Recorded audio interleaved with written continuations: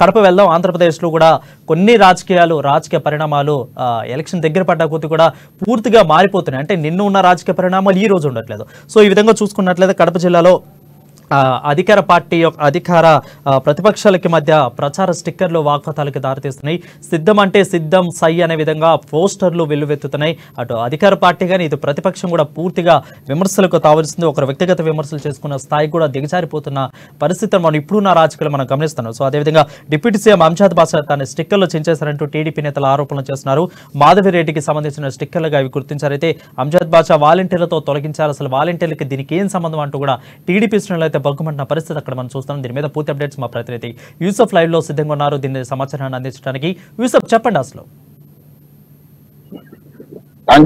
కడప జిల్లాలో అయితే వ్యాప్తంగా కూడా స్టిక్కర్ల వ్యవహారం హాట్ టాపిక్ గా కొనసాగుతూ ఉంది. ప్రచారాలు చేసుకునేటువంటి నేపథ్యంలో టీడీపీ నేతలు రా కదిలిరా తెలుగుదేశానికి మద్దతు ఇవ్వండి అని చెప్పి స్టిక్కర్లను ప్రతి ఇంటికి కూడా అతికించారు. ఇదే నేపథ్యంలో గడప గడపకు మన ప్రభుత్వం అని చెప్పేసి వైఎస్ఆర్సీపీకి చెందిన కడప నియోజకవర్గ ఎమ్మెల్యే ఎవరైతే ఉన్నారో డిప్యూటీ సీఎం గా ఆయన కొనసాగుతూ ఉన్నారు అంజద్ బాషా. ఈయన కొన్ని స్టిక్కర్లను అదే పనిగా ప్రచారాన్ని కొనసాగించకూడదని చెప్పి చింపి వేశారని చెప్పి టీడీపీ శ్రేణులు ఒక్కసారిగా బొగ్గుమని ఆయనపై కేసులు కూడా నమోదు చేసేటువంటి ప్రక్రియకు శ్రీకారం చుట్టాయి. నిన్న మొన్నటి వరకు కడప జిల్లాలోని పొద్దుటూరులో ఎమ్మెల్యే అభ్యర్థిని తానంటూ రెడ్డితో పాటు అక్కడ ఉన్నటువంటి సీనియర్ నాయకుడు వరదరాజు రెడ్డి ఎవరైతే ఉన్నారో వారి ఇరు వర్గాల మధ్య సొంత పార్టీలోనే బ్యానర్ల వివాదం ఓ పెద్ద దుమారమే రేపింది. ఈ నేపథ్యంలో కడప జిల్లాలో ఇవాళ ఎవరైతే పొలిట్ బ్యూరో సభ్యుడు ఆర్ శ్రీనివాసులు రెడ్డి ఉన్నారో ఆయన సతీమణి కడప టీడీపీ అభ్యర్థిగా ప్రకటించినటువంటి నేపథ్యంలో ఆమె కూడా రా కదిలిరా అని చెప్పి ప్రచారాన్ని కొనసాగిస్తూ ఉన్నారు.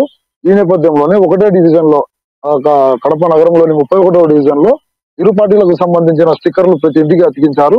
ఈ నేపథ్యంలో అంజద్ బాషా ఎక్కడైతే ప్రచారం కొనసాగిస్తున్నారు బ్యానర్లను చింపి వేశారని చెప్పి టీడీపీ శ్రేణులు మొత్తం రోడ్డు మీదకి ఎక్కాయి. ఒక్కసారిగా వీరి విభేదాలు తారాస్థాయిలో రోడ్డు పాలయ్యాయని చెప్పవచ్చు. వ్యక్తిగత దూషణలకు కూడా పాల్పడుతూ ఉన్నారు. ఫ్లెక్సీల రాణి అని చెప్పి డిప్యూటీ సీఎం మమ్మల్ని విమర్శించారని చెప్పి టీడీపీ నేతలు ఆరోపిస్తూ ఉంటే తమ అంజద్ బాషా పై కూడా కటింగ్ భాష అని చెప్పి ఓ కొత్త వినూత్నమైనటువంటి రీతిలో నా పైన కూడా విమర్శలు చేస్తూ ఉన్నారు. ఇక యుద్ధానికి మేము కూడా సిద్ధం అని చెప్పి అంజద్ బాషా కూడా వైపు ప్రకటించినటువంటి పరిస్థితి అయితే కడప నగరంలో కనబడతా ఉంది. ఇదే నేపథ్యంలో ఈ ఇరు వర్గాల మధ్య ఏ విధమైనటువంటి వాతావరణం ఏర్పడుతుంది అని చెప్పేసి స్థానిక కార్యకర్తలు అయితే ఆందోళన అయితే వ్యక్తమవుతూ ఉంది. ఇవాళ ఇరు పార్టీలకు చెందిన ముఖ్య నేతలు కూడా జిల్లా ఎస్పీ సిద్ధార్థ కౌశల్ ను కలిసి ఈ వ్యవహారంపై ఓ కంప్లైంట్ కూడా ఇచ్చారు. దీనిపై పోలీసులు ఎటువంటి చర్యలు చేపడతారన్నటువంటి అంశానికి సంబంధించి వేచి చూడాల్సినటువంటి పరిస్థితి అయితే కడప జిల్లాలో ఏర్పడిందని చెప్పి మనకు తెలుస్తా ఉంది.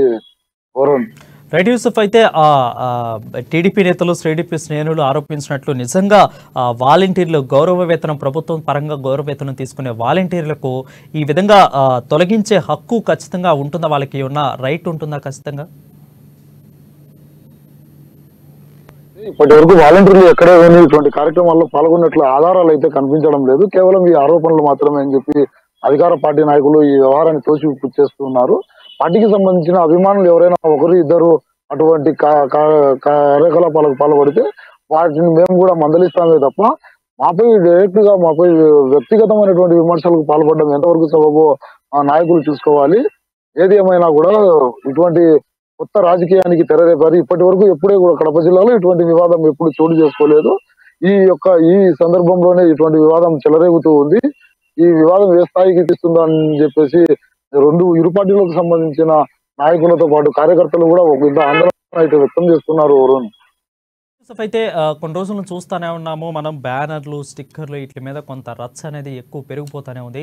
సో మొన్న విజయవాడ కృష్ణ లంక దగ్గర, అదేవిధంగా గోదావరి దగ్గర, తూర్పుగోదావరి జిల్లాలో, ఇప్పుడు కడప జిల్లాలో, రాయలసీమ వ్యాప్తంగా సో ఈ విధంగా స్టిక్కర్లు బ్యానర్ల మీద వివాదం ఇంకా కొనసాగుతూనే ఉండదా? దీనికి అడ్డుకట్ట వేసేందుకు అధికార ప్రతిపక్షాలు ఏమన్నా ప్లాన్ చేస్తున్నాయా? ఖచ్చితంగా పోలీసులే దీన్ని చేజిక్కించుకొని ఖచ్చితంగా దీనికి చెప్పాల్సిన పరిస్థితి కనిపిస్తుందా?